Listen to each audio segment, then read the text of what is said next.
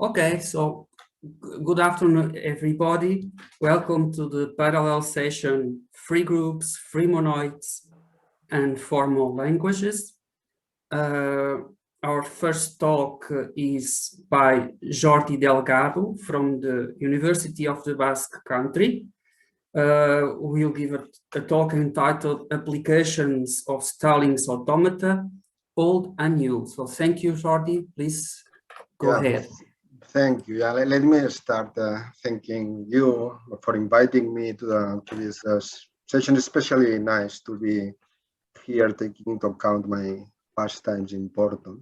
And the plan is, I don't have much time, so my plan is to, let me see if this moves. Yeah. Briefly recall this now almost classic theory of Stahling's automata, which is very nice, very fruitful. And hopefully, if I have time, say a few words on a recent work using Stahling's automata that we have with some other authors. So yeah, Stahling's automata, most of you for sure have heard about them. So the idea is the following. We would like to understand subgroups of the free group graphically. Essentially, I would like to have a drawing identifying every subgroup of the free group. So the starting idea is the following. You have the free group, you have a basis, you have words, generators. The first thing is to represent every word in the generating set as what we call a petal automaton, which is something like this, just a closed path reading the word of the generator. Okay, you do this for every generator, and then you identify the base points to obtain what we call a floor automaton. And this is quite natural and quite clear that this, in some sense, identifies the elements in the subgroup, because the only thing you have to do is to read words from the base point to the base. Of course, the problem is that this is not unique. You can take different generating sets. And the important fact is that the claim is that the only thing you need to add to floor automata in order to have a unique object is to add a determinism. This means that whenever you see in the automaton two arcs with different labels, then you identify them in this way. This is called folding, Stahling's folding. And essentially, that's it. So the theorem is the following. We have a very nice bijection between subgroups in one side of the free group and some kind of deterministic drawings labeled digraphs in the other side. And this is especially nice because if the subgroups are finite generators, the drawings are finite. So it's algorithmic in this case. And just to recall the whole process, for going from left to right, what you do is start with the floor automaton, and then whenever you see an available folding, you perform this folding. You have one arc less, and you keep doing until there are no more foldings available. This last object is deterministic, and we are almost done. It still can happen that you have some hanging trees in this gamma. So what you do is remove the hanging trees in the last step, and what you reach in this last case is unique. And this is the Stahling's automaton. So that the important fact here is this process does not depend on the folding sequence and does not depend on the starting generating set. It only depends on the subgroup. So we are fine. This is a proper function. And in the other direction is also very, very classical. What you do is take a spanning tree in the automaton, and then for every arc outside the spanning tree, you read a walk going through the spanning tree, crossing the arc outside and coming back through the spanning tree. And the claim is that this is already a basis of the subgroup, which has gamma as a Stahling's automata. So it works fine in both directions. And well, and this is amazingly fruitful bijection. I will just recall some first applications. So since every subgroup is indeed a graph, you immediately have that subgroups are again free. This is now Nielsen-Schreier theorem. And in fact, the algebraic rank of the subgroup is precisely the geometric rank of the graph. So, well, you can recover this well-known fact that you can, in a free group of rank, say 2, for example, you can have subgroups of any rank, any finite rank, and even infinite rank.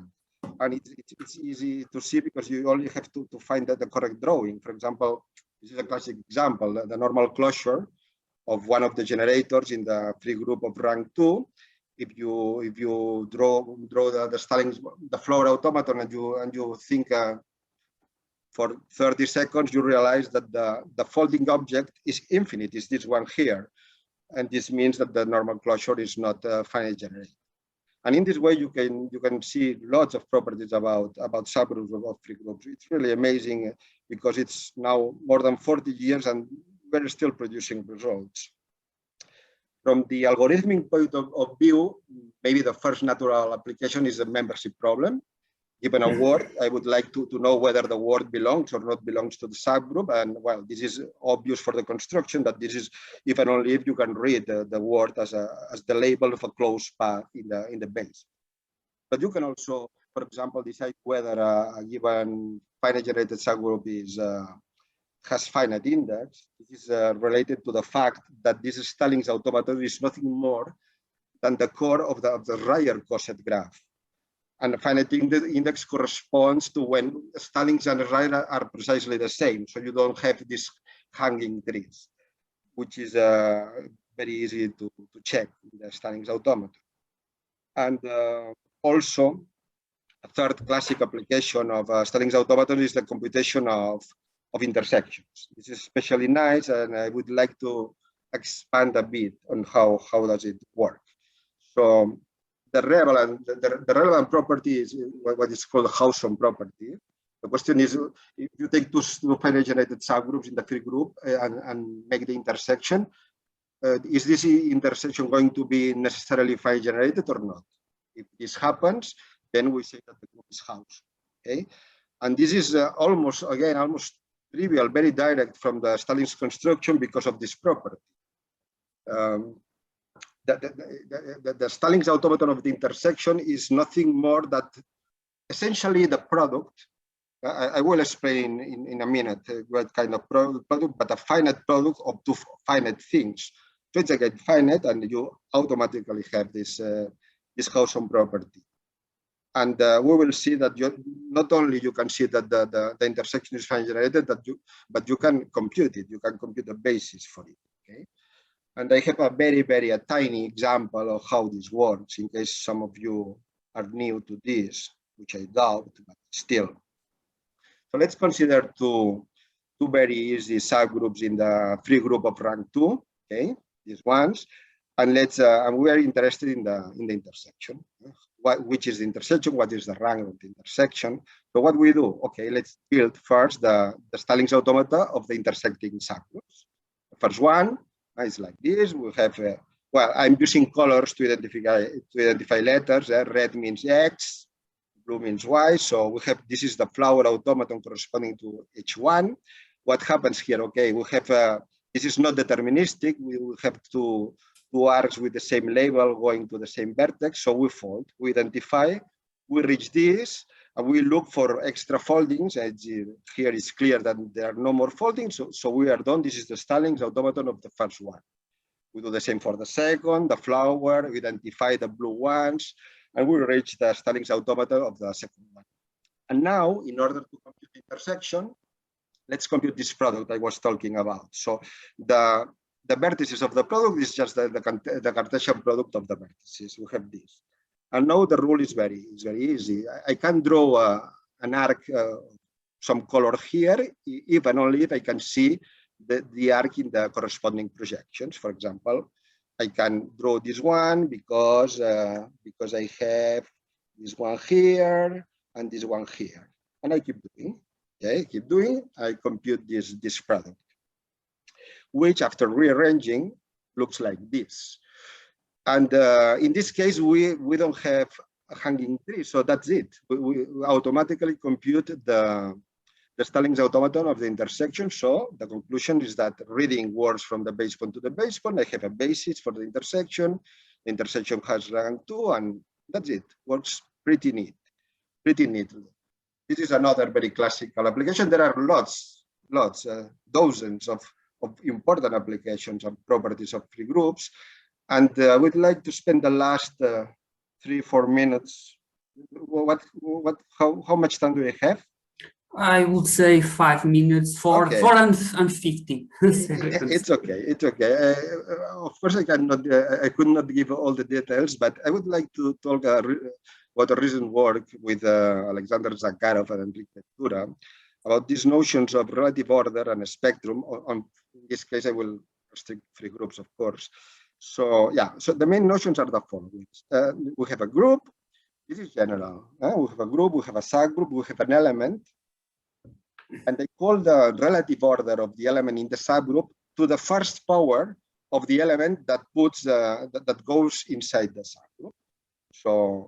So I say that the order is 3 if the first power is not, the second is not, but the third power of G is in H. And otherwise, I say that the order of the element is 0. So this is a generalization of the standard concept of order. If you take the H to be the trivial subgroup, this is the standard notion of order, but instead of talking of order of infinite order, we talk of order 0, but it's exactly the same. Okay, and this is a notion which has some related concepts. So what we will interested in? We will interested in the given some order K. I would like to, and given a subgroup, I would like to know which are the elements of a given order. We use this notation just meaning that those are the elements in G that after drawing to the power of K or multiples of K, then you are in H. Okay, the set of elements of a given order. This is one of the sets we are interested, and maybe even more importantly, what we call the relative spectrum of a group in a subgroup is the set of orders that appear related to any element in the group. So it's like this. This is a subset of the natural number, of course, with some pretty regular properties. I cannot go into detail, but for example, one nice question that we answer in the paper is which subsets of n can you reach as a spectrum of some group? This is quite nice, but it's not what I'm talking about now. Now I just want to say a few remarks and state the results for the free group. So restricted to the trivial subgroup is the standard order. For example, the order of an element being 1, this just means that the element belongs to the subgroup. So this is essentially the membership problem. One very nice thing about these objects is that they kind of encapsulate lots of relevant properties about groups. So for example, well, 1 is always, of course, in the spectrum because the trivial element always have order 1. But you can, for example, describe very easily whether a group is torsion or not, or with respect to the subgroup, or torsion free, which is usually called pure. A subgroup is called pure when no power of the element is outside the subgroup, is after some power in the subgroup. So all this is very easy to describe in terms of the spectrum. So spectrum is a thing which is very nice to compute, and this is the goal. Okay, so the goal is to compute given subgroups, elements, and natural numbers, the orders, the pre-orders, the elements of a given order, and the spectrum. And this is what I claim we can do for the free group using, again, Stalin's automaton. I can only state the results, as you can understand, but the important point here is that the elements of a given order in the free group with respect to subgroup, they can be described as a disjoint union of this piece are sets of different vertices in the Stalin's automaton. This is the important thing. The rest is easily computable, the cosets, there are some details, but the relevant thing is that since the Stalin's automaton of a finite generated group is finite, there are finally many p's. And this is the key part, because then, as a corollary, we know that the spectrum of a finite generated subgroup is always finite because of the previous equation. So it's very easy to for example, obtain this remark. The only possibility for the spectrum of a subgroup of the free group to have the 0 is that the subgroup has infinite index. And since the spectrum is bounded and we have membership problem, then it's very easy to compute everything, because you just keep checking different powers until the answer until you reach the size of the Stallings automaton. And if you have not find the power in this first number of vertices corresponding to the Stallings automaton, then it's for sure that you are not going to have an element of disorder. So we automatically can compute orders, can compute the spectrums and everything.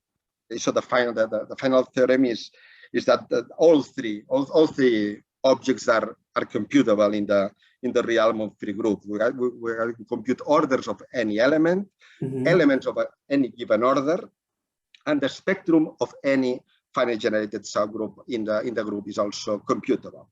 And okay, and I'm done. Thank you very much. Okay, thank you for this nice talk and these nice results. So questions, you can raise the questions, as you know, in written form, or also using raise hand.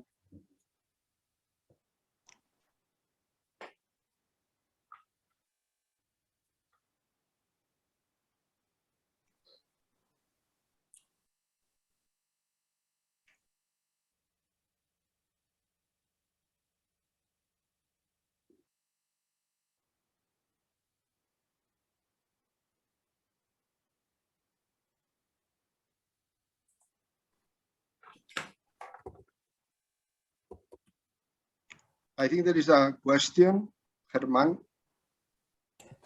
Yes, I guess I can ask it verbally, no? Yeah, sure. So I was wondering, so all these things are computable, but do you have any bound on the complexity? Like how efficient is it? Well, probably I don't have any bound, but I will be surprised, because it's our approach, our proof is this formula here. I mean, I don't know. You never know whether you can do in a very, very clever way. But this formula here, it's essentially saying that you have to check for every subset of vertices of this thing, for every subset of vertices, whether they realize the pre-orbit or not. So this looks like very inefficient in this way, and I don't have any hint how to do it in a more, I mean, faster. I cannot say it's not possible, but from our approach, it does not seem possible. It will be. I will be very happy to hear about a very clever trick that allows you to compute this in, say, polynomial time. But for the moment, no ideas about how to do it. So no, computationally, this is a essentially brute force, as many results in this area. Okay. Yeah, because the important thing is that we can use some tricks, some theory to reduce something which looks like infinite to finite. So the key point is that if you try to do this from scratch, you need to use the full Schreier automaton, which is always infinite, and then you realize that if it's finite generated, you are clever enough, you can reduce to the core, which is finite in the case of finite generated subgroups. But from the point of view of computationally, I mean, this is not fast. Yeah. Okay. Thank you. You're welcome. Yeah. Okay, thank you. I think we can now proceed to the second talk. Okay, I stop sharing then. Oh yes, thank you, Jordi. Thank you very much for your talk.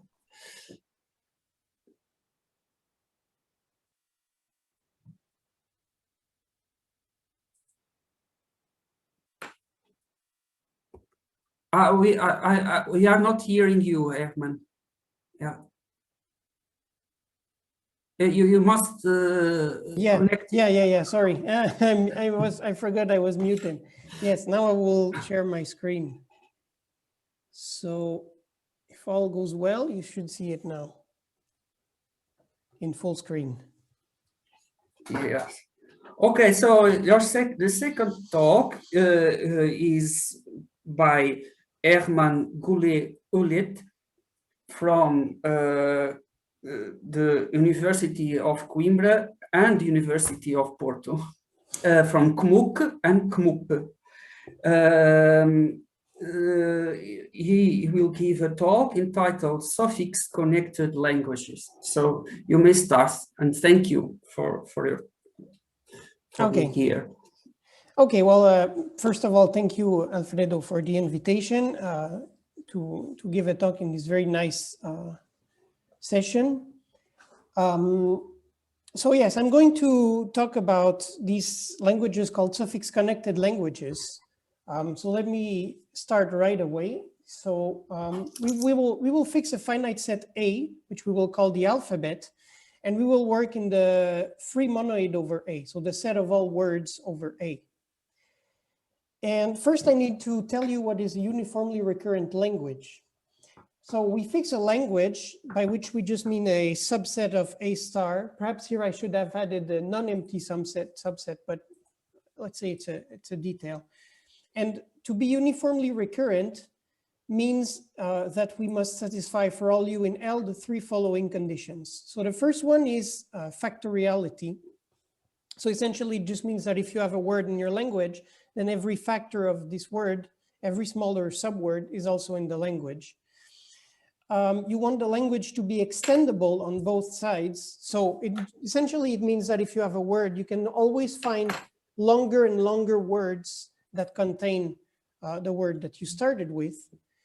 And the third condition, some sort of bounded gap property, and it ensures that you cannot avoid your word u for too long. So for every word u in your language, you can find an integer n such that every word v of length at least n, so this is what this an here means, you must appear in v. So let me just give you a typical example of how you can obtain these types of languages. So if you fix an endomorphism of the free monoid, you can define the language, a language associated with this endomorphism, as the set of all factors that show up in these positive powers of letters under your endomorphism. And under some technical condition called primitivity, so if it's, in general, you won't get uniformly recurrent language with this definition of language. But if the endomorphism is primitive, then the language is uniformly recurrent. So it's not too important to know what it is, just a technical condition. We will see one example like this. Right, and next, so before arriving to my main problem, I need also to define return words very briefly. Let me see how I'm doing on time. Okay, so we start with a uniformly recurrent language and with a pair of words, u, v, so a factorization of a word of L, essentially, in two words, u and v. And we define a return word to be a word in L that separates two consecutive occurrences of this factorization in a larger word of L. So I will give you an example to clarify this. And the set of all return words is denoted RUV. We call this a return set of L. So let's see an example, a concrete example to help grasp this notion. So here we are going to compute the return words to this pair 0010 in the uniformly recurrent language, which is defined as we saw on the previous slide by this substitution, endomorphism. They're called substitutions, those kind of objects sometimes, but let's stick with endomorphisms, which maps the letter 0 to this word 0001, the letter 1 to this word, and so on. And so what we're going to do is that so I took a word here, so you have to believe me that this word is indeed in the language defined by this substitution. I mean, you can check from the definition. So yeah. And what we're going to do is that we're going to identify all the occurrences of this pair. So all the places where on the left you have 0, 0, and immediately on the right you have 1, 0. So here you have one, so I placed a dot here. And then if you continue reading your word, you find another one, and a fourth one. And so in this word W, you have these 4 dots, and you look at all the words that separate these dots, and you get return words. So here we have 3 different return words, 1000 and 102000 and 100. And so that's how you find those return words. You look at larger and larger words of L, and you look at all those words that you can obtain in that way. And because essentially of this bounded gap property that we had, return sets in uniformly recurrent languages are always finite. So this is sort of an interesting feature of uniform recurrence. And the main problem that I'm interested in is computing. So given a uniformly recurrent language, how can you somehow describe the subgroups of the free group generated by these return sets? So you view these return sets, so they're words, but you can think of them as embedded. You can embed them in the free group over the corresponding alphabet. And we were interested in these subgroups. So the main tool that we're going to use for this, it's called extension graphs. So it's a notion that was introduced in 2015. So how do you build these graphs is that you consider left and right extensions. So all the words of a given length that extend, so you fix a word U, and then you look at all the words of length K that extend U to the left, all the words of length L that extends U to the right. So these 2 sets LK and RL. And you build a graph. And so I should tell you that so this notion was introduced by, in this paper from 2015. And one of the co-author of the paper is our main speaker of today. So I'm giving him some advertisement. So anyway, and they propose to build these graphs in the following way. So you take as vertices the disjoint union of these 2 sets, and you draw edges whenever the extensions are compatible, meaning that you can have them in a simultaneous way and still be in L. And you get a graph that you call the extension graph. And so let me see the time. Okay. So let me give you an example. So this is, again, I'm using here to give examples, this language defined by this endomorphism. And I computed these extension graphs for 3 different words just to give you a flavor of how they look. And how you should read these graphs is that on the left side, you have these left extensions. So in this case, I'm taking the extension graph of order 3, 2. So on the left side, I have extensions of order 3. The right side, I have extensions of order 2 of my word. And the edges represent how, if you can have these extensions simultaneously or not. So here there's an edge because this full concatenation indeed is still in your language. And whenever you miss an edge, then it's the other way around. This concatenation here wouldn't be compatible, so it would take me outside of my language. And we propose, so we will solve this problem for a particular, for a particular class of language called that we call suffix connected. So this is kind of my main definition here. It's a bit technical, so let me go a bit slower maybe. So what first we're defining this very simple operation, which is just deleting first letters.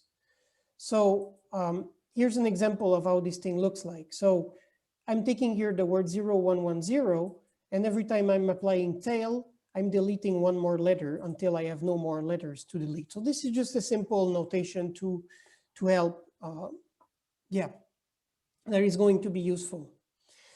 And so what we're going to do is that we're going to consider these graphs. So we're taking, in a sense, shorter and shorter suffixes of our word W, but we're taking, as we are deleting more and more letters, we're taking longer and longer extension graphs. And we're calling these the suffix extension graphs.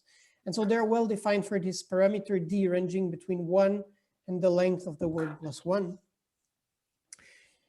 And so maybe, you will see this thing a bit clearer, but what you can do is that you can track when you pass from one extension graph to the next, you can track what happens to these original left extensions that you had by adding to the right the letters that you deleted when you took the tail. And basically what you want is that in one of these extension graphs, you can find paths between the original left extension of order 1. So I think this is best illustrated with an example because it's a bit technical maybe. So we're taking this word again in this language, this word W0, which is this word of length 12, I think. And we're going to look at its suffix extension graphs. So first we have this graph where we take tail 0, which means we delete no letter at the beginning of W0. We take this graph, this extension graph of order 1. And here I highlighted the left extensions of order 1 in red.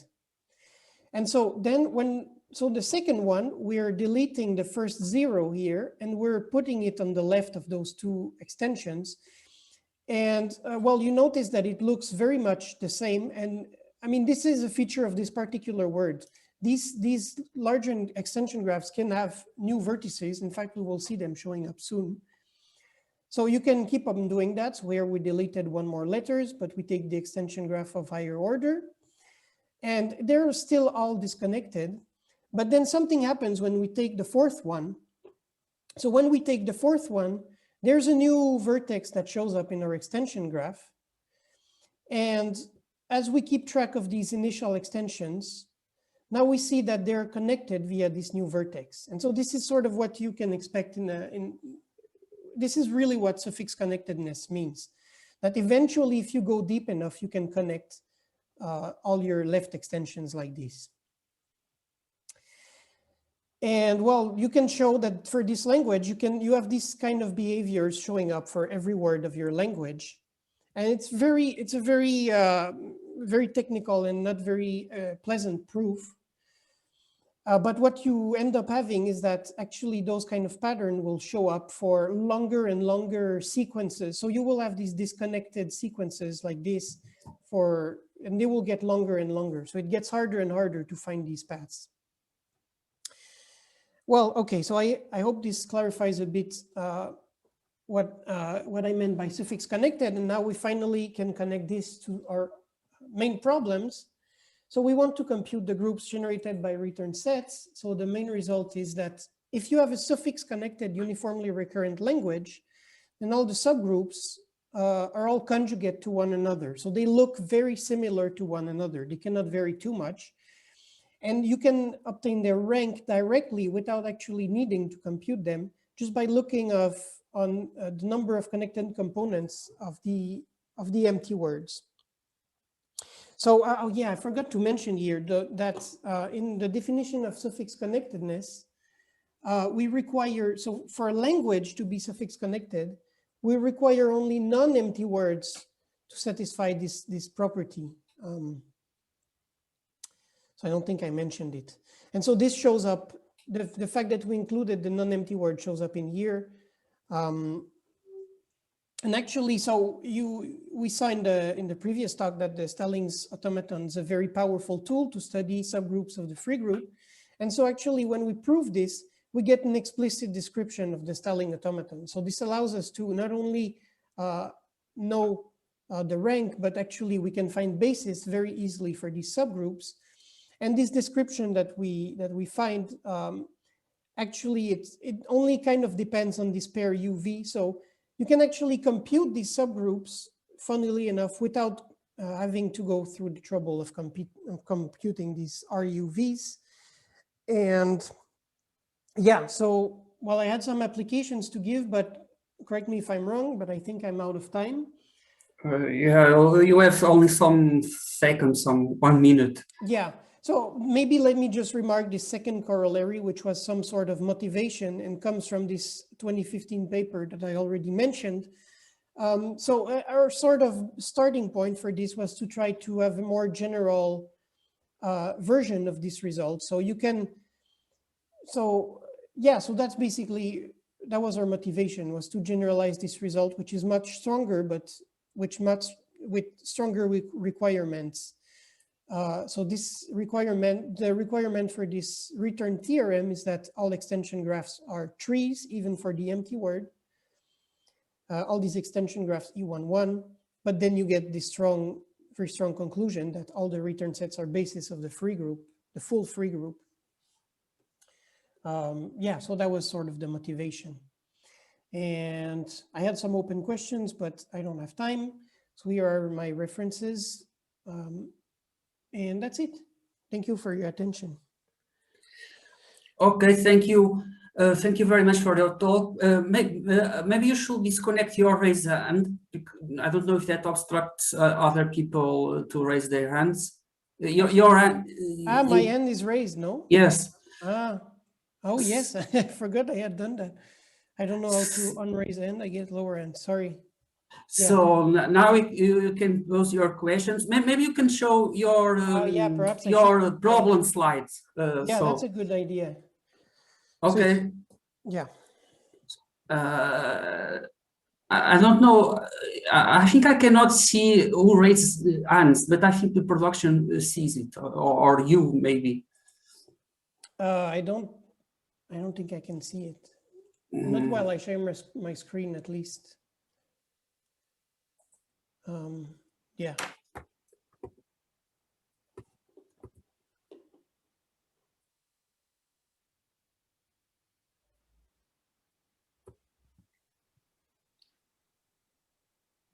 Okay, I do have a quick question.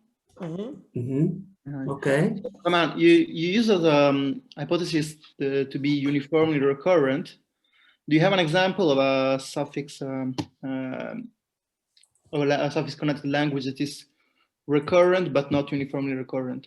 No, we don't have any such example, but I think that would be very interesting to look at. Yeah, that's a very interesting question, but we don't have, no.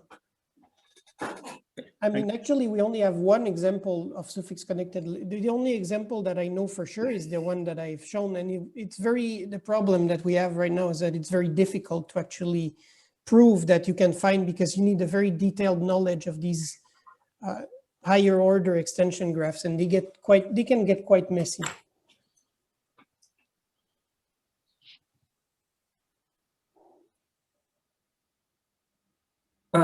More questions?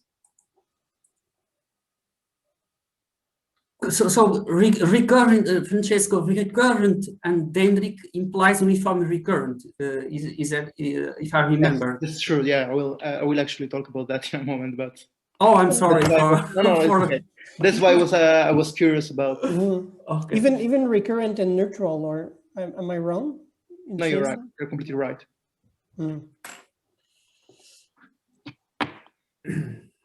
Okay, then I guess. Yeah.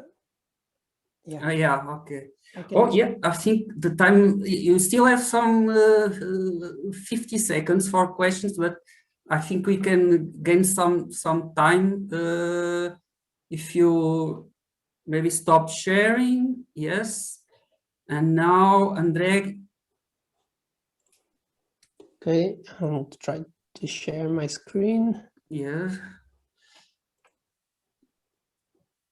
Can you see it? Yes. Okay, and yes, the pointer too. Thank you. So I know I'm not seeing my clock, but I think we are now on schedule. Am I correct? Please help me, because for some reason my clock disappeared. Yeah.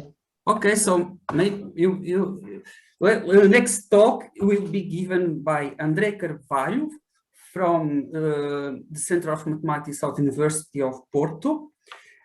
He will give a talk entitled Endomorphisms of the direct product of two free groups. So thank you, André. You may start.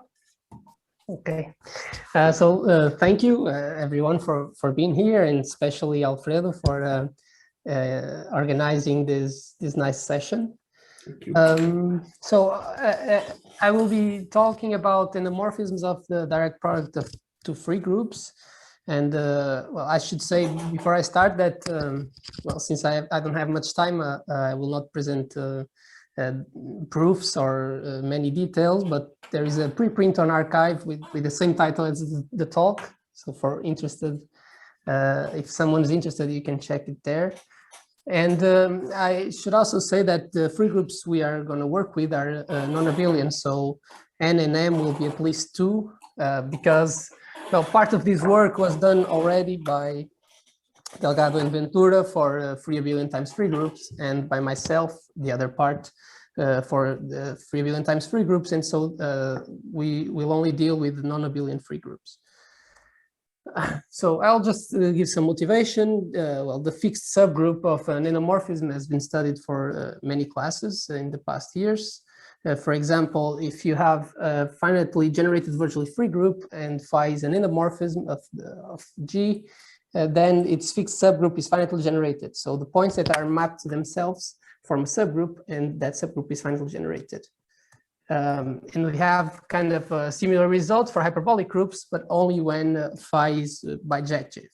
So you can also actually weaken a little bit the ask only for finite kernel and quasi-convex image, but well, it's not. We don't have it generally for hyperbolic groups. So for free abelian times free groups, as I said, there is there's this paper by Delgado and Ventura. They solve many questions there, algorithmic questions, but some of the results that relate to the work I'm going to present regard endomorphisms.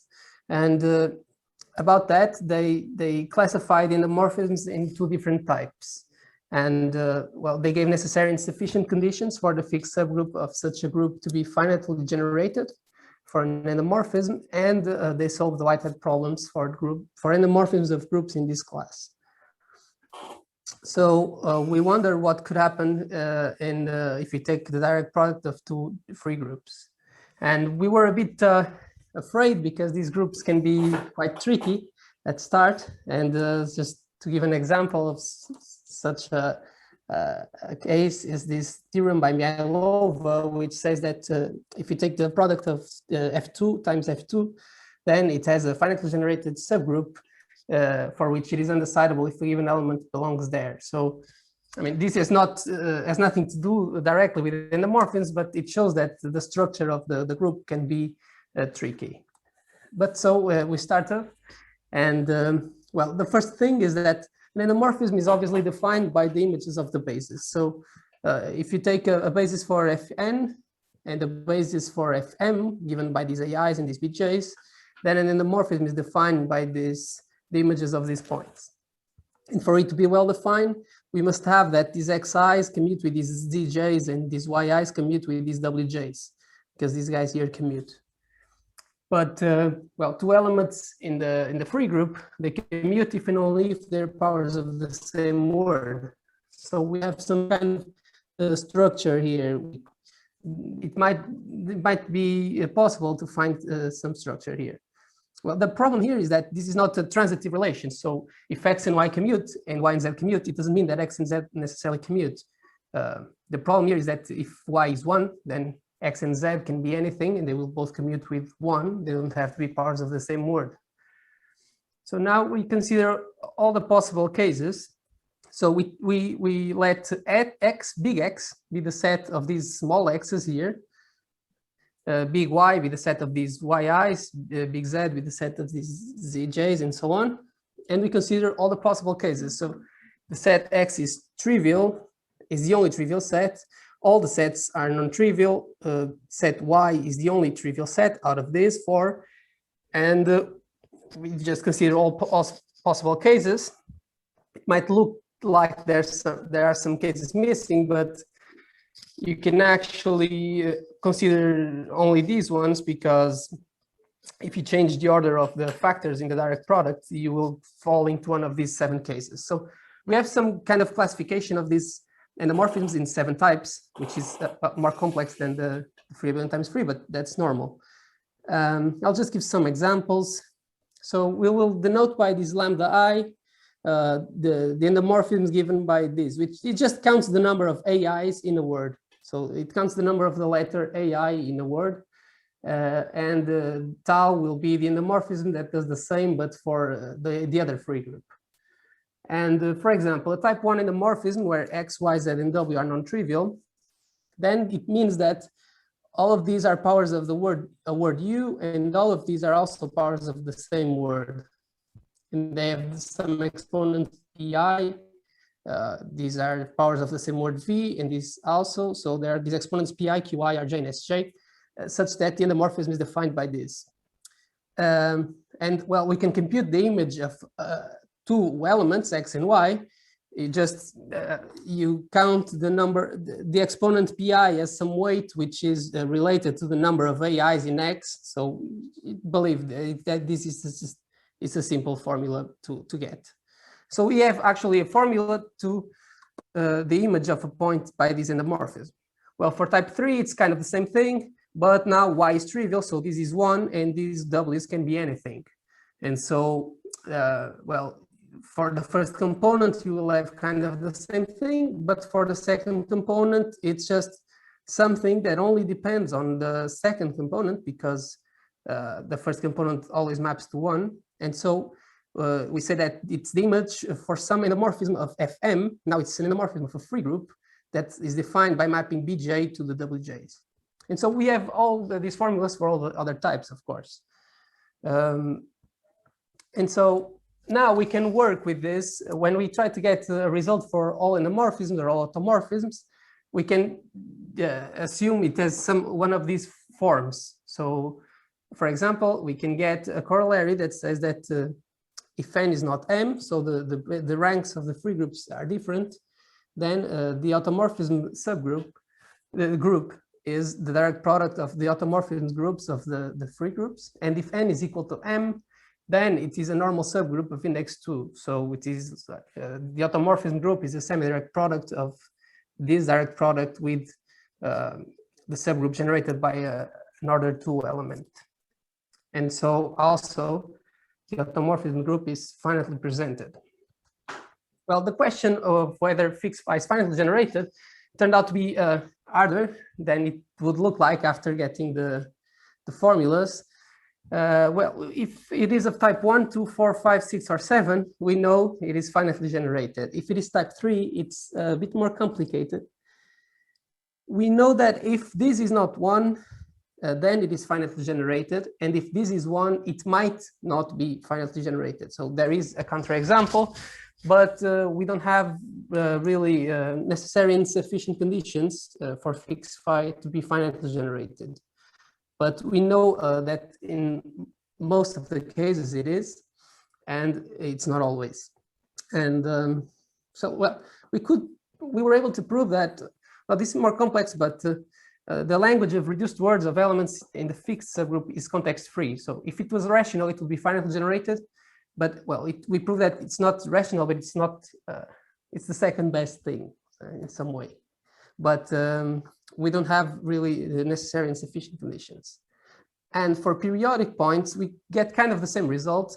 But now if it is -1, we can also get trouble. And that's because, well, -1s sometimes become 1s. So if you keep iterating, they might become 1 and they give us trouble. But if the modulo is not 1, then it's finitely generated. And also the periods are always bounded. So the periodic subgroup of periodic points it's always a finite union of fixed subgroups, but sometimes these fixed subgroups are not finitely generated. And then we did some work on the dynamics at infinity. So this is a topic that has been studied mostly for hyperbolic groups, and there's a good reason for that, is that we have the Gromov boundary in the visual metrics that induce the Gromov topology. And so we know the boundary better there. But, well, since we are dealing with the product of two hyperbolic groups, we considered the product metric taking a visual metric, which is the prefix metric in each component. And so the prefix metric is defined by being 0, of course, if the points are the same, and it's 2 to the minus, and this is the longest common prefix between the two words U and V in the free group. And so this is a well-known metric, and it induces the Gromov topology. And on this group, we took the product metric, so the maximum component-wise. And an endomorphism extends to the completion of the groups now as metric spaces, if and only if it is uniformly continuous. And so one question we also want to answer is, when is phi uniformly continuous? And I'll just go real quick to this definition. So an infinite fixed point, so a fixed point which is it's a fixed point of the completion, but does not belong to the group, is called singular if it belongs to the completion of the fixed subgroup. So, and regular if it does not. And we denote by the singular infinite fixed point, so points in the boundary, in the completion and not in the group. And by reg, the set of regular fixed points.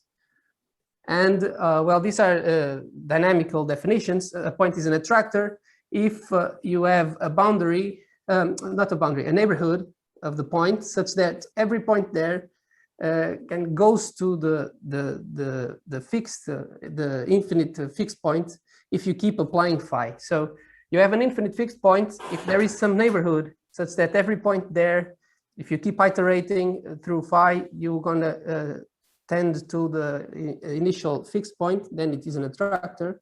And there is a repeller if it is an attractor for the inverse. And that's the reason why we will assume now automorphisms, because, well, there are some ways to define a repeller when it's not bijective, but it's not unanimous, and it will give us a lot of trouble. So we will assume now a bijection. So we can see that it is uniformly continuous if it is type 4, 6, or 7, and each component function, which are these homomorphisms that arise when you when one of the sets X, Y, Z, or W are 1. So these are homomorphisms of the free group. It might be from Fn to Fm or just an endomorphism of one of these, but these are free group homomorphisms. And so these are the kinds. I will just go real quick because I don't have time. So it will appear again. So if it is a type 4 endomorphism, which is defined by this, and these are free groups, this phi and this psi are free group homomorphisms. The fixed subgroup is of the form, points of the form V phi hat V, where V is a fixed, infinite fixed point of psi, and psi is a free group homomorphism. And if it is a regular, if V is a regular infinite fixed point of psi, then V phi hat V is an attractor, if and only if it is an attractor for psi hat. I should say that if it is a regular fixed point, it's always an attractor or a repeller if psi is an automorphism. And if it is singular, it's never nor attractor nor a repeller. And so we get the same result if alpha is a singular fixed point of phi, then it is not an attractor. For type 6 endomorphisms, these are easier because, well, they are the product of free group homomorphisms. And so the fixed points are also a fixed point in each component, and it is an attractor if it is an attractor in both components, and a repeller if it is a repeller in both components. For the respect for the phi or psi, if it is in the first or the second component respectively. And for type 7 automorphisms, and now we only deal with automorphisms, the fixed points are of the form X and X phi hat, where phi is this component homomorphism, and X is a fixed point of the composition, which is now an endomorphism of a free group, of phi hat and psi hat. And if M is N, which are the only type 7 automorphisms, if M is not N, there are no type 7 automorphisms, and both of these component homomorphisms are actually automorphisms, then every regular fixed point gives rise to an attractor of this form or a repeller, if and only if it is an attractor or a repeller, respectively, for the composition. And if it is a singular infinite fixed point, then it's not an attractor or repeller. So kind of what we did in terms of dynamics was just consider the product metric, and we show that similar results to the free group occur when you take the direct product of free groups. And that's also because uniformly continuous endomorphisms are kind of compositions of homomorphisms of the free groups, but it can become tricky because when you consider endomorphisms of a product, you get something that you don't have when you don't have a product, which is components affecting each other, and it can become tricky. But we were able to get to these results, which I think are nice because they are somewhat expected. So thank you for your attention. Okay, thank you for your nice talk and your nice results. Do we have any questions? So you can raise your questions.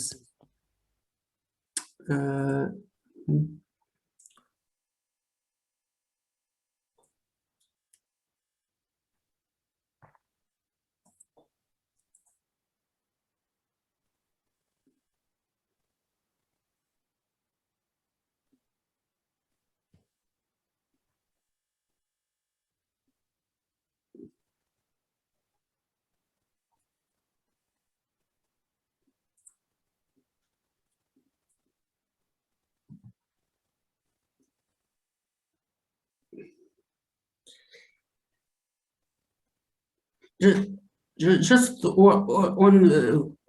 So I think no one is. At least I'm not seeing raised hands.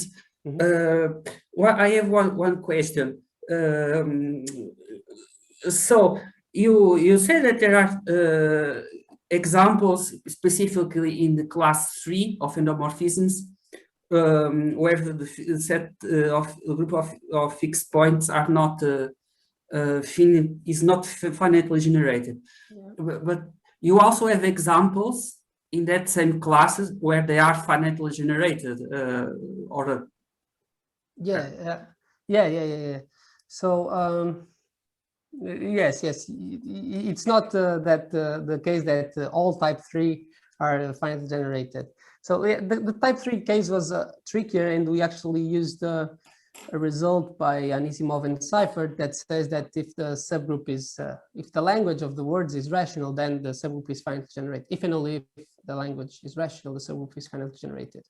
And so we produced actually a non-rational language, and the subgroup it defines is not finitely generated. But yeah, it's possible to find finitely generated subgroups in type 3. Mm-hmm. And do you find these negative examples exotic or not? That's a very subjective question, but no, they're not too exotic, and there was really no hope of it being. I think it's even in free abelian times free, it's not the case that it's always finitely generated. So I was not looking to prove the general case. I was just trying to find the conditions. It's not expected. Okay, thank you.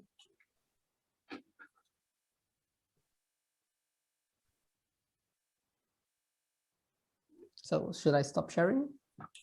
Oh yes, thank you. So we have less than a minute.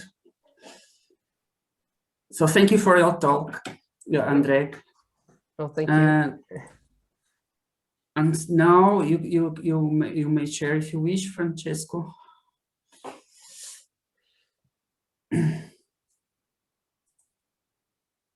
Yep. Okay, we're seeing.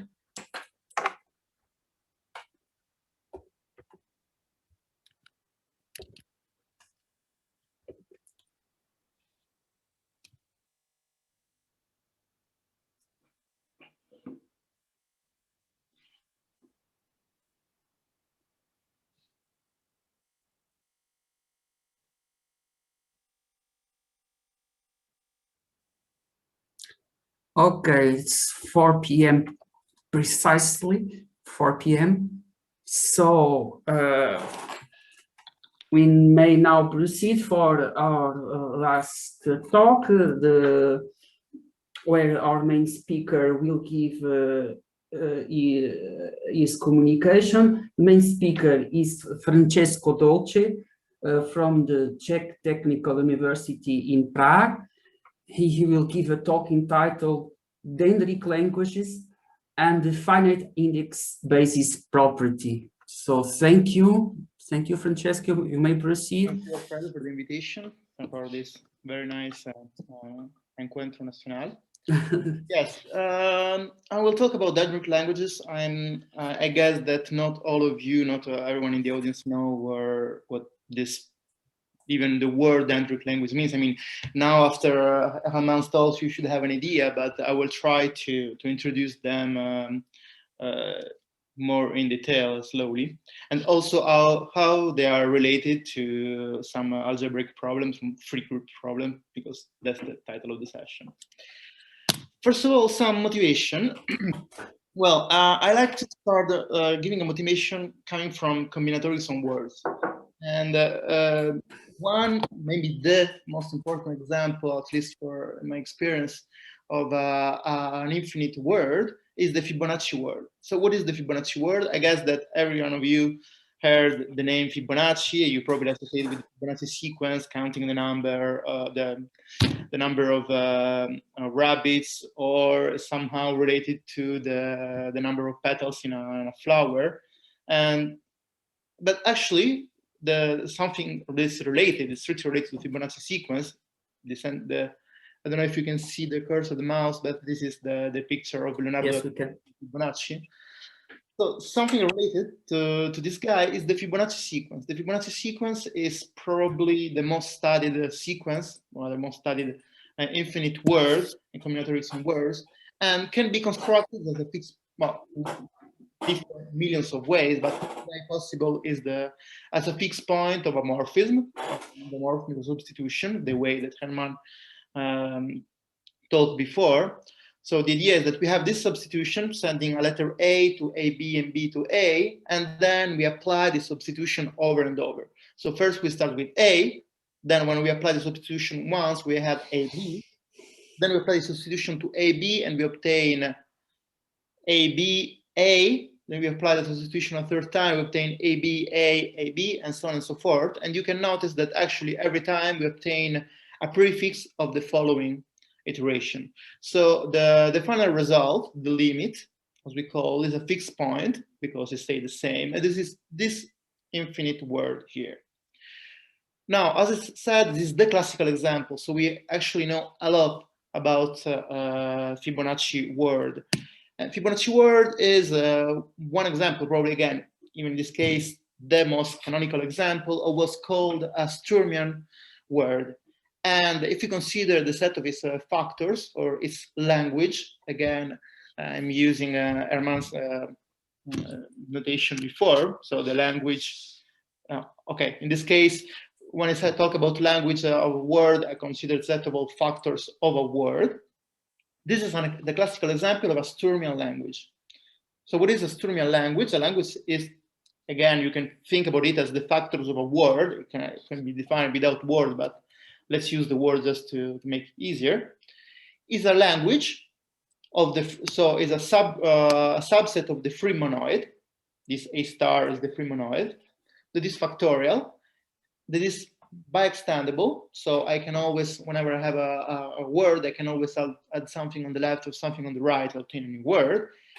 And is the simplest one if we exclude the periodic case. So we'll give you an example, but the one way to define is using the complexity function. It means that if I consider the factors of a given length, I always find that these factors are the length plus 1. With an example, it would be easier. So this is the Fibonacci. Fibonacci said that it's on a 2-letter alphabet. So we'll have, well, first of all, I will have only one word of length 0. This is the empty word that is denoted here with epsilon. I will have 2 words of length 1. There are the 2 letters A and B. And then what about the words of length 2? Well, I will have exactly 3 of them. In this case, it will be AA, AB, and BA. You can check that BB is not a factor of Fibonacci, so BB is not in the language. And so on and so forth. You can check that you have 4 factors of length 3. In this case, you are AAB, ABA, BAA, BAB. Not only you don't have anything starting with BB, but also AAA is not a factor of Fibonacci, and so on and so forth. Now, if you look more in detail of this picture, this is called the tree prefix, the prefix of the trio prefixes. You can see that the fact that they have exactly n+1 factors for every length n, it means that for every length, I have exactly one word that can be extended in a non-trivial way, in more than one way. So here the empty word can be extended on the right into different ways, can be followed by A and AB.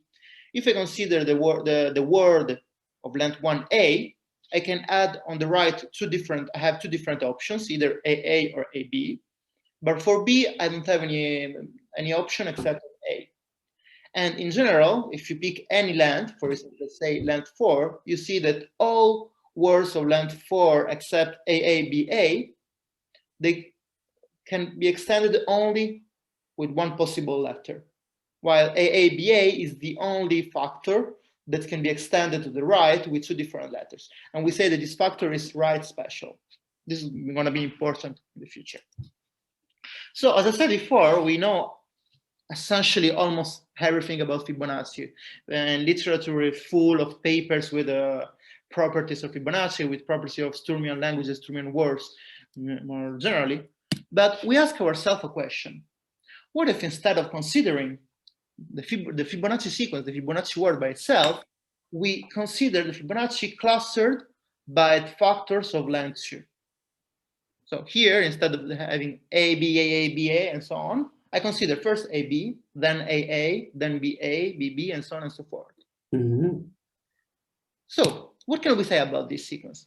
Well, the first thing that comes to mind is that I have exactly 3 different factors of length 2 because it's a Sturmian word. And the Sturmian word, I said before, that that's 2 + 1 factors of length 2.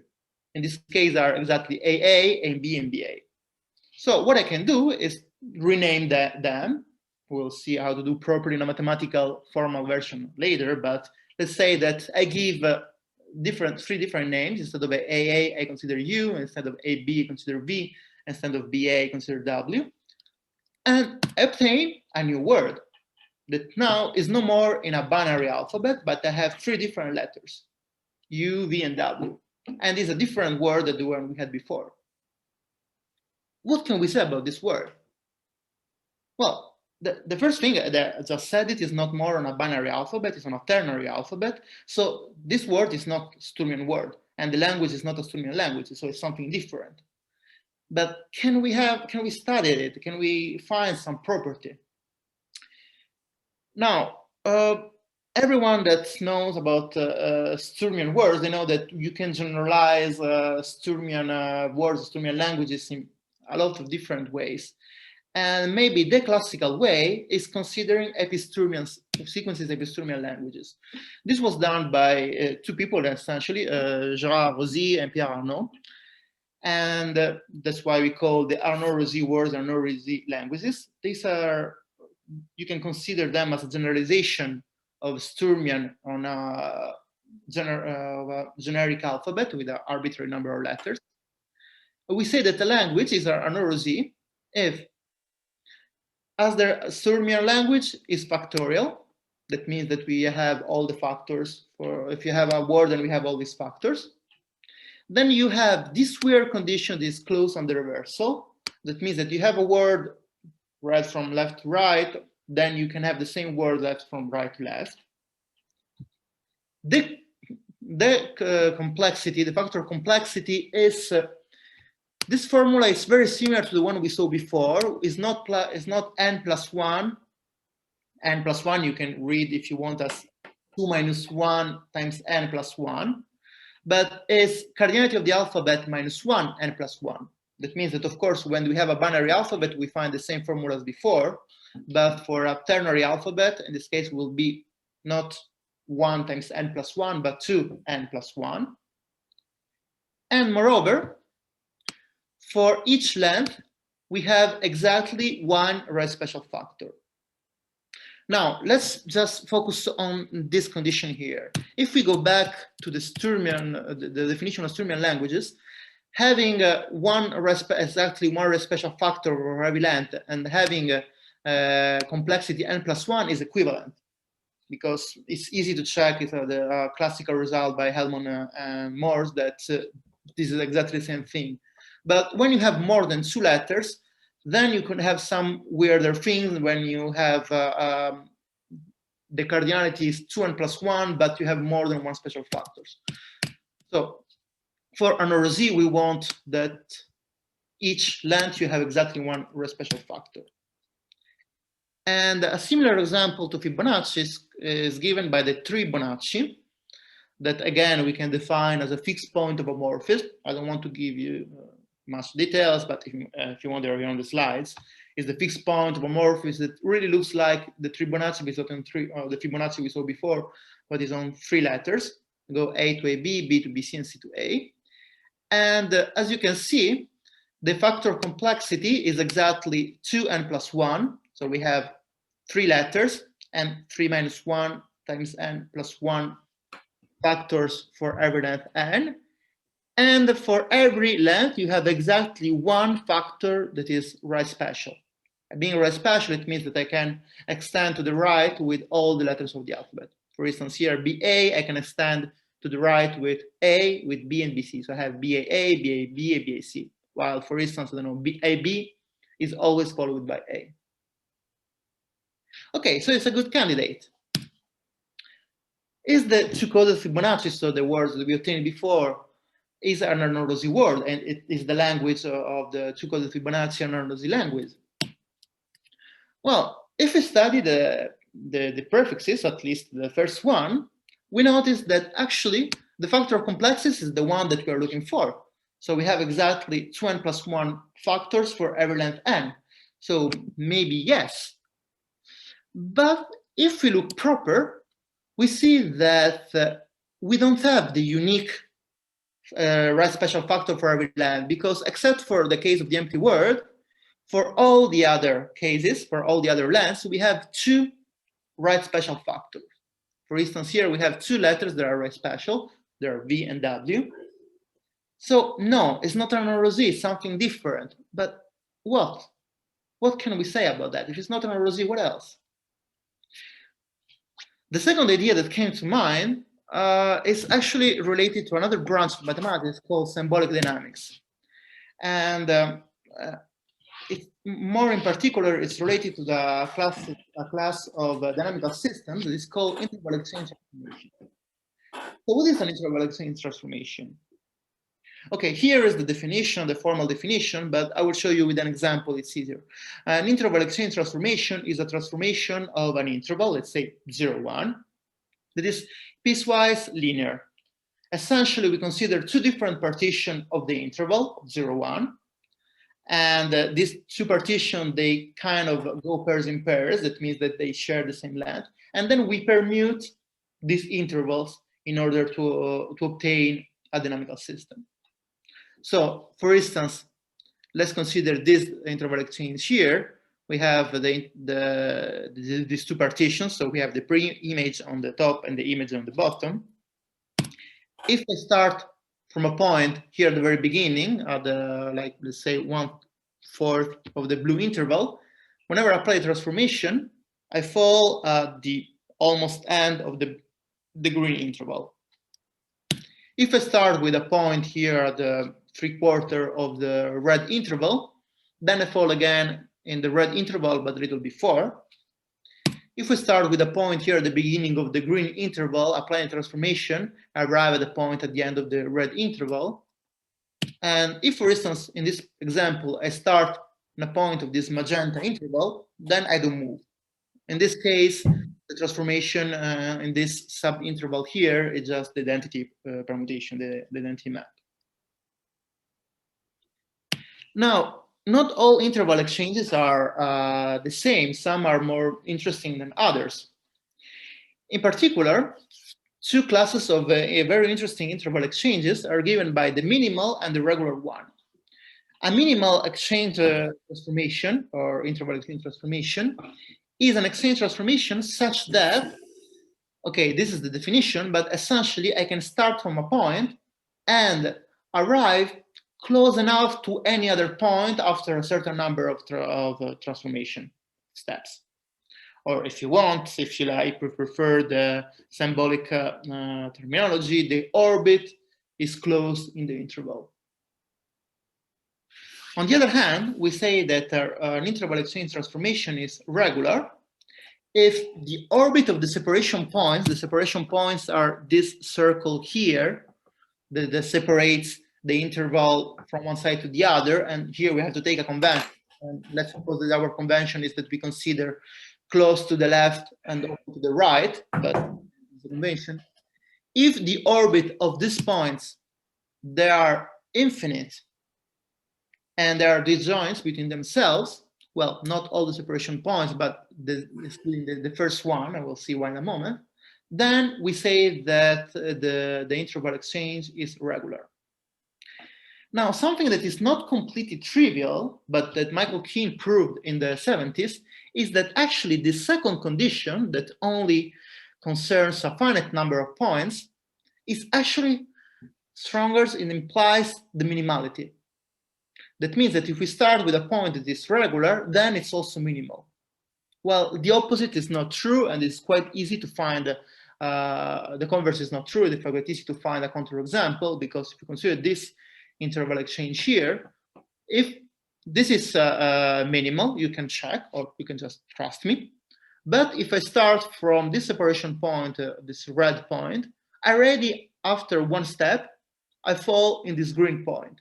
So the orbits are not disjoint between themselves. Anyhow, this is symbolic dynamics, but I wanted a language. I wanted some letters. I want something that's related to the free groups and to the free monoid. Well, actually, whenever we have a symbolic dynamic, the symbolic and dynamical system, we can associate a word, or some infinite word of a language of a set of infinite words with a natural operation. It's called the natural coding. And again, here's the definition, but let me show you with an example. Let us consider this two interval exchange transformation. It means an interval exchange transformation on two letters, A, B, or two colors, if you like. What we do is that we start with a point. Let's suppose that we take this point Z here. Then we say, okay, this point Z is in the A interval, it's in the blue interval. So let's write A. And then let's follow the orbit of this point. What does it mean? That we apply the transformation once, and whenever we apply the transformation once, we fall in the red interval. Okay, but the red interval is marked with B, so let's write a B. Let's apply the transformation again. Starting from this point here in the red interval, we go again to the blue interval. So let's write an A. Let's apply transformation again. We are again in the blue interval. So let's write down an A. And let's do it again and again and again, and so on and so forth. So starting with a point and just applying iteratively the same transformation, we obtain an infinite word that we call the natural coding of the transformation related to the point, the starting point. Okay, now we have an infinite word. But if we have an infinite word, then we can construct a language. We can construct a language just taking the factors of these words. Or even better, we can consider all the possible words that we obtain. That means the natural coding for all the starting points. So the union for the points. And we consider the factors of all these infinite words. What we obtain is a language. So it's a subset of the free monoid that is factorial, that is backstandable, and is called an interval exchange language. If the original interval exchange transformation is minimal, we say that this interval exchange language is minimal. If the transformation is regular, we say that the interval exchange is regular. And for instance, in the example we saw before, this was not by, the length was not by chance, but I've chosen carefully. What we obtain is exactly the Fibonacci language that we saw before. So we have, of course, the empty word. Then we have the two letters A and B. We have AA, AB, and BA. But since whenever I start from a point in B, then the next point is always in the blue interval, I don't have BB. I always I only have these 3 factors of length 2. Now, just a small remark, I should take the union of all the possible points, but actually it's kind of easy to check that whenever the transformation is minimal, then actually I can just consider one point and consider the language of this point, and the infinite word will be different, but the language will always be the same. So that's why here I don't consider any point. You just fix your favorite point, you will obtain also the same result. Okay, what can we say about this language? Well, if we start from a regular interval exchange, then the language obtained from a regular interval exchange transformation, the first thing that we notice is the factor of complexity, the number of factors over a given length n. And this factor of complexity is exactly the formula that we saw before. That means that we have exactly cardinality of the alphabet minus 1 times n plus 1 factors of length n. That means that we have, if we consider 2 interval exchanges, just on 2 letters, then we find exactly n plus 1. And if we have 3 intervals, we find 2n plus 1, and so on and so forth. So this is the same factor of complexity we saw before. Is that a coincidence, or there is something behind? Well, actually, it's not a coincidence, because not only both regular interval exchange languages and non-Losey languages, they have the same factor of complexity, but also they are extensions or generalization of Sturmian languages. Not only the generalization, but these 2 classes coincide only for binary alphabets. Whenever I have more than 2 letters, so I have an alphabet with 3, 4, or n greater than 2 letters, then the 2 classes are separate, are disjoint. So the intersection is exactly the Sturmian languages. Okay, but can I say something more? Okay, they have the same factor of complexity, but I'm sure that we can find some extra property that relates these 2 different classes, non-Losey and regular interval exchange languages. The answer is yes. They actually have some very interesting property. And to do that, let me recall what Raman before introduced. There are extension graphs, the extension graphs of a language. And I will introduce in the basic form. So I will consider extension on the left only by letters, on the right only by letters. So the idea is that I consider a word. Again, here is the formal definition, but let's work with the example, it could be easier. Let's suppose that I have the Fibonacci language, that is our favorite language here. Let's pick a word. Let's say, for instance, the empty word here. How can I extend the empty word on the left? Well, of course, I can extend with both letters A and B. So what I do, I write here on the left both letters A and B. How can I extend the empty word to the right? Well, I can do again, extend with both letters. So I have A and B. And now, what are the by-extensions of the empty word? That means the words that are of length 0 plus 2, 0 plus 1 plus 1, and that I have the empty word in the middle. Well, of course, I have AA, I have AB, and I have BA. But since BB is not in the language, I don't have any edge between B and B. I can do the same for the other words. For instance, let's consider the extension graph of A. How can I construct the extension graph of A?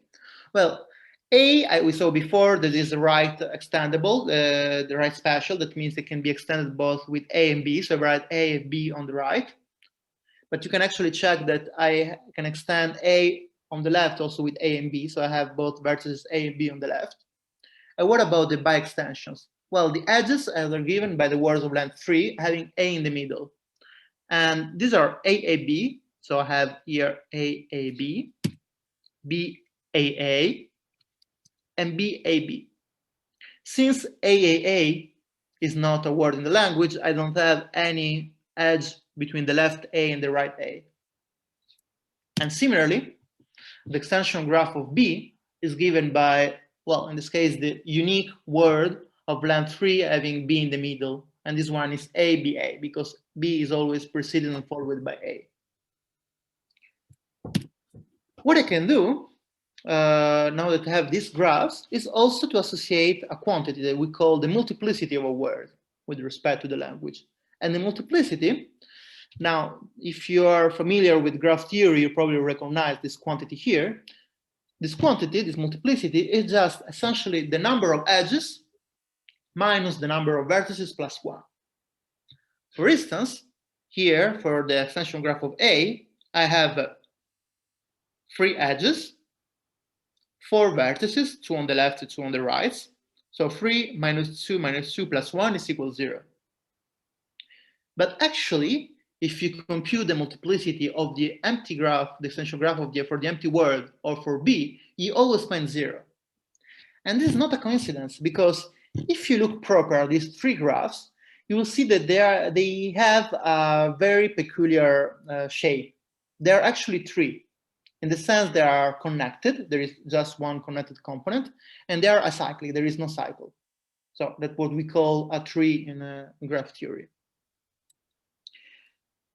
And what we notice is that this is not the case only for the empty word and AAB, but actually all extension graphs of words in the Fibonacci language, they have these properties. That means the extension graph is a tree. And following this remark, we decided to introduce a class of languages that initially we called the tree language, but then we saw that this tree graphs was very used, so we decided to get sophisticated and use a Greek word instead. We use dendric, but it's essentially the same thing as tree, but just more posh, let's say. So we define the class of dendric sets or dendric languages as a language such that every element has the property of the extension graph is a tree. Okay, we have a class. Let's see if we have some element. Well, Fibonacci seems to be inside, but is the only one. Oh, first of all, we notice that, but this is quite clear for what I said before, that actually since the tree has always multiplicity 0, then all the words have multiplicity 0. So we decided to name, actually this was quite studied before, that we call a neutral language a language such that all words are neutral. That means that have multiplicity 0. And again, just by a very basic fact from graph theory, we check that dendric languages are neutral languages. So we have a subclass. But do we have examples of dendric languages? Okay. Another property that I forgot, sorry about that, is that also the factor complexity. The factor complexity, whenever the multiplicity is 0, is again very basic graph theory, show you that we have exactly, this is the magic formula that we saw before, cardinality of the alphabet minus 1 n plus 1 words for every length n. That means in a binary alphabet we have 2n plus 1, on a ternary alphabet we have 2n plus 1, and so on and so forth. The first thing, we showed that Arnaud-Rosy words, they actually are dendric. So not only the Fibonacci, but the whole category of Arnaud-Rosy languages, they satisfy these dendric properties. Then, in another paper with the same people, with Valérie Berthet, Clara De Felice, Julien Leroy, Dominique Perrin, Christophe Rettenauer, Giuseppina Rindone, we proved that also the class of regular interval exchanges satisfy this dendric property. And also, okay, this is actually just because I need this definition after. Let me recall what Herman told before about uniformity recurrence, but let me add something more, because this is going to be important in the future. Let me recall the definition of recurrence and uniformity recurrence.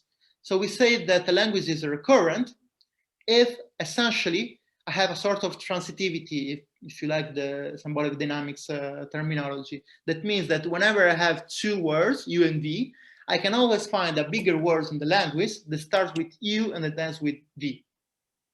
For instance, in Fibonacci is recurrent because if I pick, I don't know, let's say AB and BAA, I can always find a bigger factor, a longer one, long enough, that starts with AB, that has something in the middle, and that ends with BAA. And uniformly recurrent is exactly what Armand told before. It's a bit stronger as hypothesis because we have that for every word in the language U, I can find U as a subfactor of every long enough factor in the language. It means that there exists an integer n such that all words of length n contains U in between inside.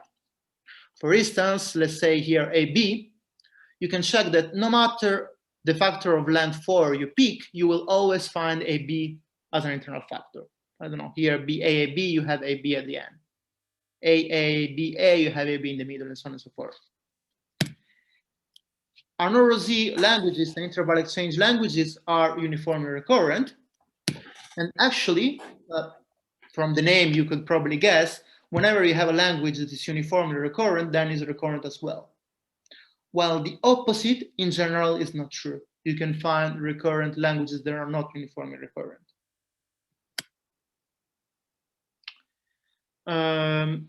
Why I said that? Because both non-Rosie and regular interval exchange are recurrent, and we are going to use the recurrence later. But let's go back to the question we started with. So we have Fibonacci. Fibonacci is a Sturmian, so it's both a non-Rosie and regular interval exchange. We also saw an example of a non-Rosie that is not Sturmian, Fibonacci, and we defined the regular interval exchanges. What can we say about the two-coded Fibonacci? And since we are here, what can we say about the two-coded Fibonacci or the two-coded regular interval exchange? Are still Sturmian? Well, not anymore, but maybe are non-Rosie or regular interval exchange or something more. Now, sometimes, actually often happens in mathematics, in order to answer a question, a simple question, you have to answer a more complicated question first. So to do that, let me introduce what a bifix code is. A bifix code is a set of words such that I can uniquely decompose the composition of words and in factors of this set. Or if you want, is a set of words such that no element contains is a proper factor a proper prefix or a proper suffix of all the other elements. So for instance, here on the left column, you have 3 examples of bifix codes. The first one is clear because all the words have the same length. So of course they are distant, so they cannot be proper prefix or proper suffixes of the other words. The second, you have words of length 2 and 3, but even the short ones like AA is not neither a prefix or a suffix of the others, even the longer one. And of course, you can find bifix codes also on alphabets more than 2 letters. So here you have an example of a bifix codes on 3 letters. While here on the right, you have 3 counterexamples, so sets that are not bifixes. The first is not even prefix because back is a prefix of bacalhau. Then the second set is not bifix because ado is a suffix of fado. And here you have in the third example, you have 2 different problems because you have port that is a prefix of Portugal and gal that is a suffix of Portugal. So it's not bifix for 2 different reasons. And we can consider also maximal bifix code. A maximal bifix code is a bifix code that, as the name says, is maximal with this property inside a set. That means that it's not contained in any other bifix code that is also contained in the language. For instance, if I take this example here, the 3 words AA, AB, BA, you can check that this bifix code is maximal in Fibonacci. I recall that in Fibonacci you don't have BB. This is a bifix. That means that any other bifix codes either contains words that are not in Fibonacci or cannot be bigger than these ones. But for instance, is not maximal in the whole free monoid because you can always add BB. And this is just the formalization of what we saw, like the second slide. Whenever I have a bifix code, I can always decide to recall the names, giving different names to the words, or formally consider a coding morphism. And something is called decoding. A coding morphism is just giving new, consider a bijection, or between the new free monoid and the star of the Backflix code, or if you want an injection between the free monoid and the original free monoid. And the decoding is just exactly reading the words that I have, but with this new alphabet. So as we did at the beginning, where instead of AA, I read U, instead of AB, I read V, instead of BA, I read W. And if the code is L maximal, we said that the decoding is a maximal Backflix decoding. So the first thing that we showed, and this we showed only using geometric proofs, let's say, is that whenever we start from a regular interval exchange language and we apply a maximal Backflix decoding, what we obtain is still a regular interval exchange. Then we said, okay, what if we start with an NROZ, like Fibonacci, for instance? Well, in this case, we don't obtain an NROZ in general. We have to obtain something that is still of interest because it's still dendritic. And in general, we proved that if we start from a recurrent dendritic language, then when we apply the maximal Backflix decoding, we obtain something that is still recurrent dendritic language. And then we start proving all a bunch of similar results. For instance, if we start with recurrent neutral languages, then we do the maximal Backflix decoding, we still obtain a neutral, a recurrent neutral language and other similar results. But what I want you to remember of this slide is that we have the answer of our original question. Because if we started with Fibonacci, Fibonacci is Surmian. But Surmian in particular is a regular interval exchange. That means that whenever we apply this two coding, what we obtain is not an NROZ, not Sturmian, but it's still a regular interval exchange. And if we start from Fibonacci, what we obtain is something that is not an NROZ anymore, but it's still dendritic, so it still keeps some properties. And in general, if we start from something that is dendritic, we obtain something dendritic, and from neutral, something neutral. Okay, but can we say something more about these Backflix codes? Yeah, we'll try to do very quickly, saying that actually Backflix codes are quite interesting from an algebraic point of view, because starting from codes, we can construct subgroups. To do that, I have to remind or explain you what the degree of a code is and a part of a word. We say that a parse of a word with respect to a Backflix code is as a triple, such that essentially I try to put in the middle as many consecutive elements of the Backflix code that I have. And then I will have something at the beginning that it does not fix and something at the end it does not fix. So again, this is the definition, but let's look at an example. Let's consider the word ABAABA. I have two different parses because I can put words in the Backflix code AAABBA in two different ways, either just starting with the empty word and then having three consecutive words of the Backflix code, ABAABA, or starting with A, it is too short to have a suffix in the language, and then proceeding with A and B, and then A. And these are the only two possible parses. Well, we call the degree or the L degree of a Backflix code the possible number of parses for any words in the language. And for AAABBA, we can see that this degree is exactly 2. And in general, when we consider a language, Fibonacci, intersect the words of length n, this is exactly degree n. Now, the interesting thing is that whenever we start from a recurrent neutral set, and we consider an L maximal Backflix code having L degree n, then we know the cardinality of this Backflix code. This Backflix code has cardinality exactly, and here you can find the magic formula that we saw before, cardinality alphabet minus 1 times n plus 1. For instance, in the Fibonacci example, we have exactly 3 Backflix code of degree 2. One is the one that we expect, that is the words of length 2 in Fibonacci, AA and BBA. And the other 2 are a bit more complicated. You have A, BAAB, BAB, and this third one, AA, BA, and B. And the 3 of them, they have exactly 3 elements. So 2 + 1 elements.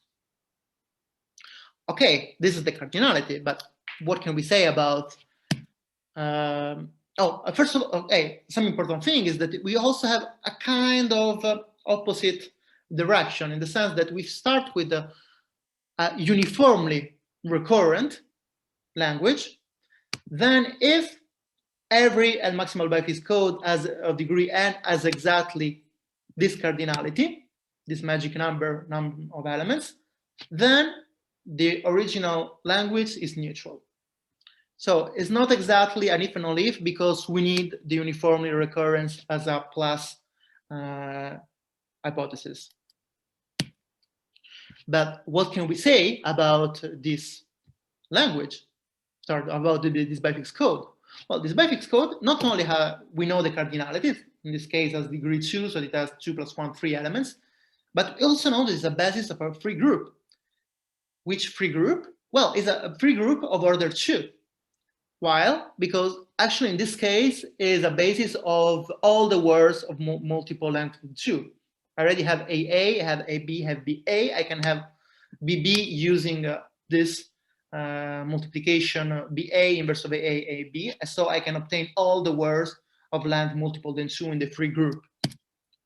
And the weird thing is that if we consider this other Backflix code of degree 3, then we obtain again that this Backflix code is a basis of a special subgroup of order 3 of order 3.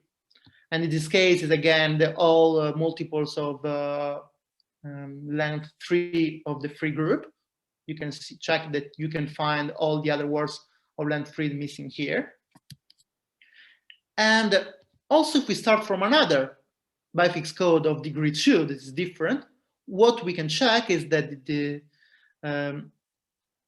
index of the subgroup in the free group is exactly 2. So there is a relation. It seems to be a relation between the degree and the index of the Backflix of the subgroup. And actually, I will give you both the definition and the theorem. We proved that if we start from an ordered set, then any Backflix code is exactly as this property that if it has degree D, if and only if, is a basis of a subgroup of index D of the free group. And we call this property the finite index basis property. And this property is satisfied by Arnaud Rosy. This was our first, this result of actually Arnaud Rosy was proved by some of my co-authors with Jean Bercel. And then we proved that actually also regular interval exchange satisfy this property. And also dendritic set satisfy this property. And again, we have a sort of other direction, because if we start with a uniformly recurrent set, then this is a kind of a characterization that means that if we have that the language satisfy this finite index basic property, then it must be dendritic. So something similar that we saw before with the neutral languages, we have here with dendritic languages. And if I have still a few minutes, I don't know if on time.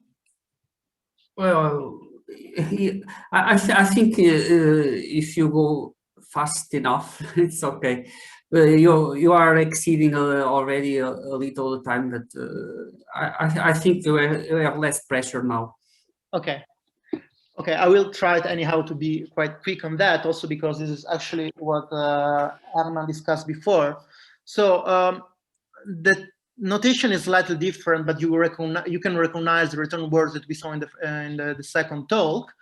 And so I will skip the definition, because you know by now what is the return word. The return word is exactly a word such that allows us to return to a certain factor. For instance, here start with B, and I return to B through AB or to AAB, so return the first time. Or if you start with AA, in order to win another AA, I have to pass through BAB and A. So again, the notation is slightly different than before, but the idea is the same. And what we can say about the return words, well, something that already Villon noted more than 20 years ago is that when we start with a Sturmian language, for every word here, I have exactly 2 different return words. Here is the example. The return words with A, I have only 2 of them. And this is actually true for any Sturmian language, not only for Fibonacci. This result was later generalized by Lubomila Balkova, Adita Pelantova, and Wolfgang Steiner. They saw that if we start from a recurrent neutral language, a generalization of Sturmian language, then I always have exactly the same number of return words. And this number is exactly the number of letters in the alphabet.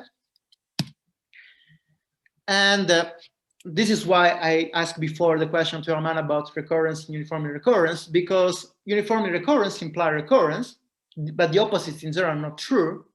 But if I have a neutral language, then I have an even on if. And this is clear if you remember that actually uniformly recurrent is related to having a finite number of return words. In this case, not only they are finite, but they all have the same cardinality. Okay, they have the same cardinality, but what can I say from an algebraic point of view? What about the groups that they generate? And actually the group that they generate, and this is the second main result you can say, is that whenever I start with a recurrent dendric language that contains the alphabet, actually, whenever I consider return words of a generic word inside, not only have the same number of words as the alphabet, but these words somehow works as the letter in the sense that they're also a basis of the free group. And, in this case, they generate the free group. We'll talk about basis later. And actually, to this generating property, you don't even need the recurrent to be dendric, but just to be connected, or as Herman, and here I have to reciprocate the advertisement, as Herman proved before, suffix connected is enough. And to prove that, I will skip that also because I don't have time on one hand, but on the other hand, Jordi already discussed that before. We use a technique that is related to Rosy graphs. These are the 3 examples of Rosy graphs and something called Stalin foldings. Jordi Delgado talked about Stalin folding on petal automata, but here you can have, here in a different kind of graphs automata, but the idea is the same. And essentially, you prove that this is true for the Rosy graph of the empty word, that you have here a kind of a petal automaton. And you saw this, let's say here, what you generate here is the free group. And then somehow, I will skip the details, but this is true. Somehow you start from any length, you can always go back to the smaller case until the empty word. Okay, I'll skip the details and I'll go to the final theorem here, saying that not only it generates the return set, a set of return words generate the free group, but since they have the same cardinality of the alphabet, so it's a minimal set of generators. That means that actually have for whenever in a recurrent dendric language, the set of return words is always a basis of the free group. Mm-hmm. And just an example to be clear, the return words to B, we saw before there are AB and AAB. And you can easily check that using these 2 AB and AAB, I can generate, for instance, A and B. Once I have A and B, I have the whole free group. And the same thing works for the other example we give AAA. Open problems, there are a lot of them. Something, for instance, related to what Herman told before. What about the Backflix decoding, but considering not dendric set, but suffix connected languages? Is this closed under complete Backflix decoding? This is an interesting question that will be worth exploring. And is it possible to have a characterization of the sets that satisfy this property that the return words that are a basis of a free group? We have the characterization with some trick, the uniformly recurrent for neutral set and for dendric set, but using Backflix, the finite index basis property. What about return words? Then there are a lot of other questions, but I will skip them because I think I over exceeded with time. So thank you for your attention. Okay, thank you for this very comprehensive and enlightening talk. So do we have questions? We still have some minutes before a break before the 5 o'clock talk.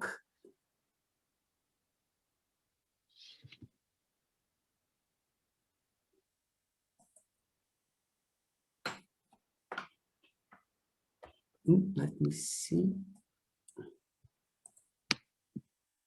I think Romain raised his hand. Okay. Yes, if I can. Yes, you can. I don't see Okay. any other raising hands.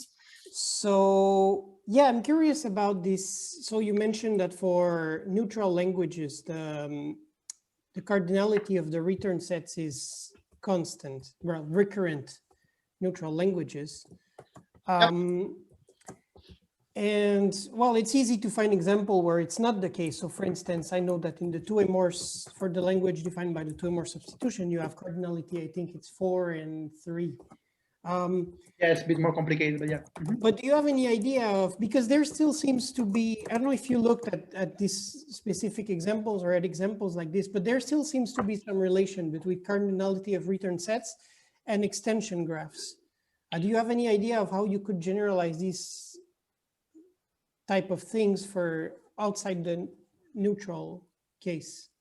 Let's say no, you probably know that we defined eventually dendric, eventually neutral. That means that you're always neutral except for small words, for instance, just the empty word, let's say, usually. And already in this case, you have something that does not work for the cardinality.